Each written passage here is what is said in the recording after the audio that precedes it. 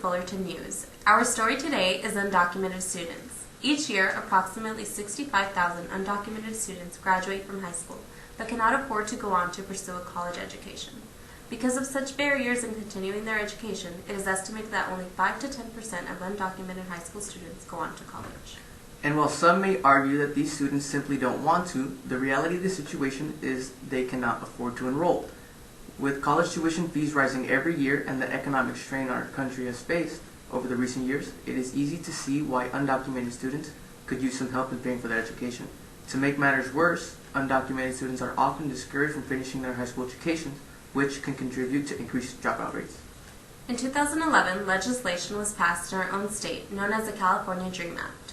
Divided into two bills, AB 130 and AB 131, this legislation allowed students who met certain criteria to apply for both state-funded and non-state funded financial aid for colleges and universities. We turn now to our expert, Vincent Johnson, who can give our viewers a little more knowledge on the issue. Thanks, Giselle. Before getting to the California DREAM Act, I'd like to discuss the Federal DREAM Act. This acronym stands for Development, Relief, and Education for Alien Minors, which is exactly what the DREAM Act aims to accomplish. This legislative proposal was introduced in the Senate by Dick Durbin and Orrin Hatch in 2001. It proposed that undocumented individuals that were brought to the U.S. before the age of 16 should be given a path to citizenship and the American dream. Under the Federal DREAM Act, permanent residency will be provided to undocumented youth who meet specific criteria.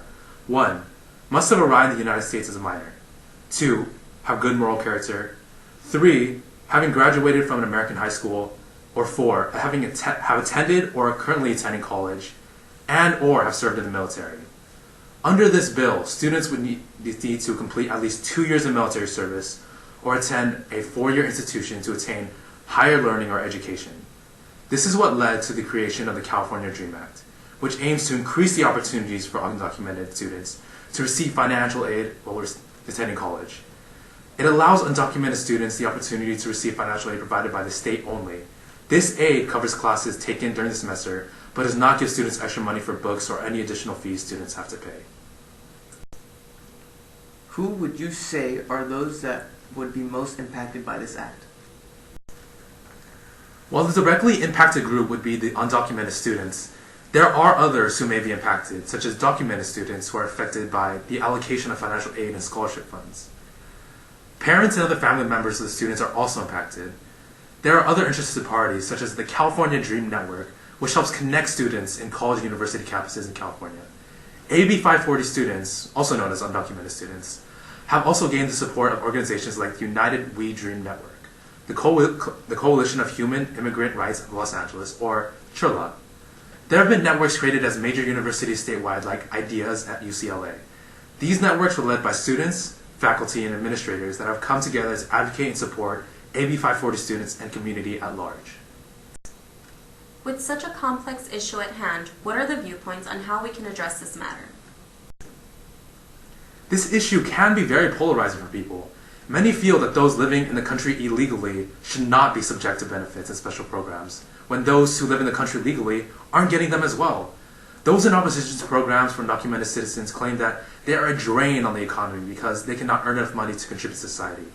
As Giselle mentioned, only 5 to 10% of undocumented students go to college, so why should that group be rewarded? However, if a more comprehensive plan were enacted, it would give undocumented students the opportunity to further their education, which would allow them to find better paying jobs and in turn help contribute to our economy.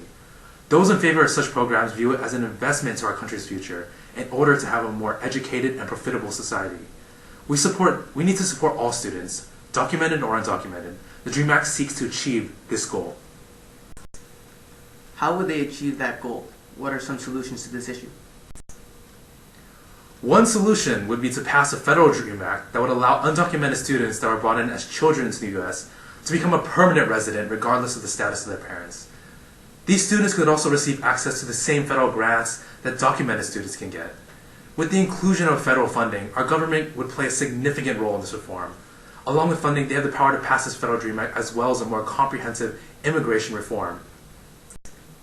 What is your recommendation for action? While I believe passing the Federal DREAM Act is a good start, another solution would be longer terms for deferred action at the federal level. The Federal DREAM Act would need to enforce tuition equality laws, which are only in effect in 19 states. However, this solution is bound to be met with opposition. People will say that it is unfair that certain people are getting this privilege while they have broken the law by coming here illegally. People will also be concerned that with where the funding is coming from. If these programs are funded, what gets cut? I propose that those who are undocumented should pay a tax that is allocated and distributed towards higher education for undocumented students. This will lessen the burden on other taxpayers. While I can't say for certain if such reforms would benefit us immediately, the plans you proposed could be beneficial in time. Thank you for your insight, Mr. Johnson. My pleasure, and thank you for having me.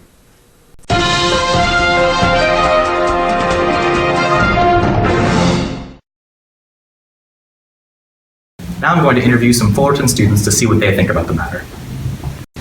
Do you support the DREAM Act? Yeah, I do, because I feel if there's students here that are undocumented, but they're still trying to get an education and further themselves into our economy and just help us in general, then there are no harm to us. How do you think it should be funded? I would say just to tax the rich people. And do you feel that it's fair to documented students? Well, I do see an argument in that in which documented students would say, well, it's not fair because they don't receive aid, but the undocumented students as well receive like a limited amount of aid. So it's not that it's unfair, it's just more of the qualifications that are met to receive that aid in general. Do you support the DREAM Act? Yes and no. The reason why I support it is because it provides opportunity for people to get jobs and stimulate the economy. The reason why I oppose it is because it's unfair for taxpayers to aid these people illegally. How do you think it should be funded? By increasing the taxes, but that would be unfair for the people who are living here. So maybe cutting down federal funds like prisons. And do you think it's fair to documented students? No, it's not fair because it impacts the classes and it makes it harder for documented students to get into the classes that they want. Do you support the DREAM Act? I don't support it, and the main reason for AB 540 students, I just think the opportunity, I think it's better to give the chances to students that are documented, chances of education, while these undocumented, it just kind of takes away from that educational experience. And how do you think it should be funded? I mean, the best way to fund things is usually by taxes. They say, taxing the higher class or wealthy. I personally don't think that funding AB 540 for the DREAM Act is something that should be on the top list that are most important. So it could be funded, but I just don't think it's important. Do you think it's fair to documented students? I personally don't feel that it's fair just because, I think the chances of an undocumented student getting a job after is kind of a waste of money. I think we should just focus more on, because there are students that are low income, that are documented and natural born citizens. I think that the focus should go towards them because they are the really ones that can contribute back to society. So I just don't think it's unfair that money would go towards undocumented students when it could be focused on documented. That concludes this news report. Thank you all for watching.